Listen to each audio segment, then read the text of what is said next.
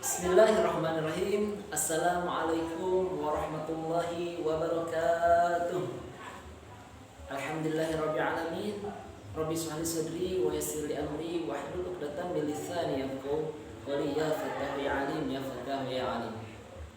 Alhamdulillah, pada kesempatan kali ini saya Ustaz Saiful Milah dari Institut Agama Islam Darussalam Ciamis, Prodi Pendidikan Agama Islam semester 7, akan sedikit membahas tentang pelajaran fikih, yaitu mengenal ketentuan makanan dan minuman yang halal dan haram. Dalam kali ini akan sedikit membahas tentang setidaknya ada 4 poin. Yang pertama yaitu menjelaskan ketentuan makanan dan minuman yang halal dan haram. Poin yang kedua, menjelaskan binatang yang halal dan haram dagingnya. Yang ketiga, menjelaskan manfaat makanan dan minuman halal. Yang keempat, menjelaskan akibat makanan dan minuman haram. Langsung saja kepada pembahasan. Mulai. Pengertian halal. Kita harus mengenal dulu apa itu halal. Halal adalah nama lain dari bahasa Arab. Dalam agama Islam berarti boleh atau diizinkan. Sedangkan menurut istilah, halal adalah merujuk kepada segala sesuatu yang diizinkan menurut hukum Islam. Di antaranya itu ada aktivitas, cara berpakaian, tingkah laku dan sebagainya. Itu diatur dalam agama Islam. Sekarang ada pengertian haram. Haram adalah sebuah status hukum terhadap suatu aktivitas atau keadaan suatu benda. Misalnya makanan. Ada aktivitas yang berstatus haram atau makanannya dianggap haram, adalah dilarang secara keras. Jadi digarisbawahi, haram itu dilarang secara keras. Itu masuk kepada pembahasan yang menjelaskan ketentuan makanan dan minuman yang halal dan haram. Makanan yang dihalalkan Allah Subhanahu wa taala.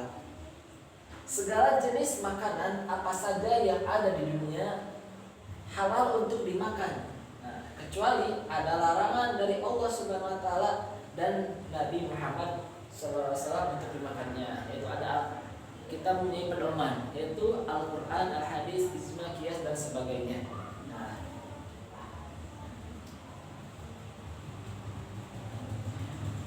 Minuman halal dalam Islam. Ada minuman halal dalam Islam. Antaranya itu minuman yang tidak memabukkan. Jadi minuman yang tidak memabukkan itu adalah halal. Selanjutnya minuman halal zat dan prosesnya. Jadi zatnya halal dan juga proses pengambilan atau mendapatkannya juga halal.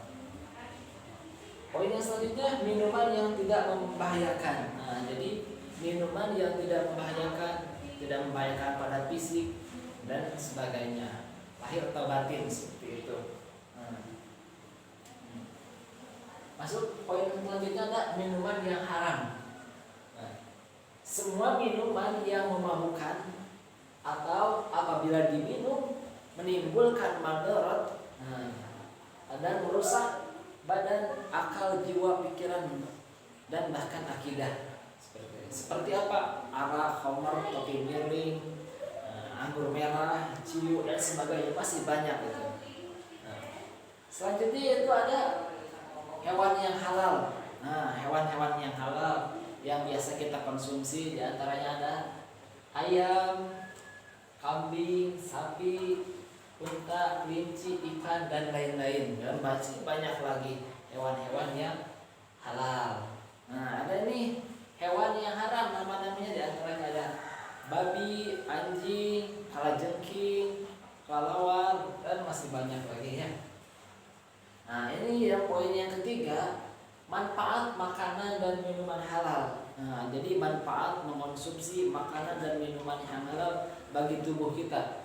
Nah, satu, membawa ketenangan hidup dalam kegiatan sehari-hari. Jadi ketika kita mengonsumsi makanan yang baik dan halal, maka akan mendapatkan ketenangan baik rohani maupun jasmani kita. Dua, mendapatkan kesehatan jasmani dan rohani. Pada poin yang kedua. Yang poin ketiga itu mendapatkan perlindungan dari Allah Subhanahu wa taala. Yang selanjutnya yaitu mendapatkan iman dan ketakwaan kepada Allah. Dengan kita mengonsumsi makanan yang baik, yang halal dan thayyiban, akan mendapatkan perlindungan dari Allah Subhanahu wa taala. Yang ketiga, mencerminkan pribadi yang jujur dan dalam hidupnya. Nah, yang terakhir ini rezeki yang diperolehnya membawa barokah dunia dan akhirat. Jadi dalam kesehariannya, dalam kehidupannya akan mendapatkan keberkahan, yaitu ziyadatun min khair.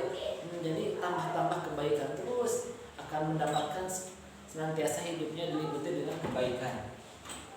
Pembahasan yang terakhir, akibat makanan dan minuman haram. Akibat kita mengonsumsi makanan atau minuman yang haram, yang tidak baik untuk tubuh kita, keimanan kita, yaitu diantaranya doa tidak mustajab. Nah, jadi orang yang suka memakan makanan dan minuman yang haram, doanya itu tidak mustajab atau makbul. Nah, ditolak seperti itu karena ada darah atau daging kita yang haram seperti itu. Yang selanjutnya, hidupnya tidak barokah. Nah, jadi hidupnya akan barokah, tidak akan barokah seperti itu. Yang selanjutnya, hidupnya tidak tenang. Nah, jadi akan selalu gelisah. Nah, tidak akan ada mendapatkan ketenangan seperti itu.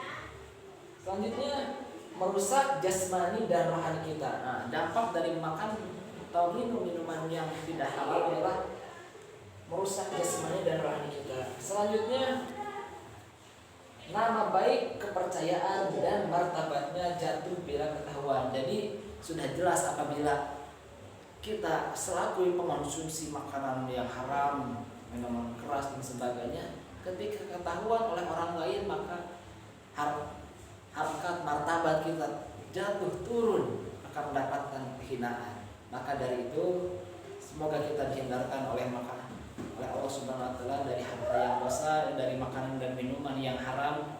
Semoga kita didekatkan pada makanan-makanan dan minuman-minuman yang halal dan thayyiban. Nah, mungkin itu pembahasan dari saya. Mohon maaf bila banyak sekali kesalahan dan kekurangannya. Benarnya dari Allah, salahnya dari saya. Wassalamualaikum warahmatullahi wabarakatuh.